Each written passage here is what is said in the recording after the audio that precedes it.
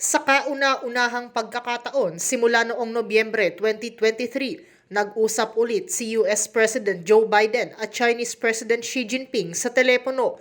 Ayon sa White House, tinalakay ng dalawang lider ang mga issue sa South China Sea, national security issues, maging ang issue sa TikTok sa loob ng halos 2 oras.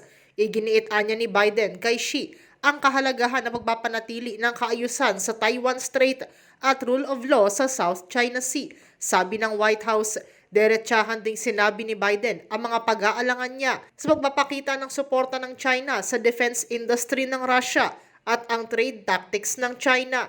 Sagot naman ni Xi, batay sa Xinhua News Agency, umaayos na raw ang relasyon nila sa United States pero nagbabala na baka magkaroon sila ng conflict o confrontation.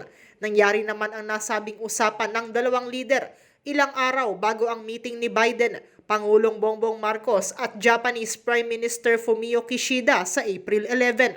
Sa issue naman sa Taiwan, nanawagan si Xi kay Biden na ipakita ng Estados Unidos na hindi ito sumusuporta sa Taiwan independence. Matatandaan na itinuturing ng China ang Taiwan bilang kanilang probinsya na gusto nilang mai-reunify.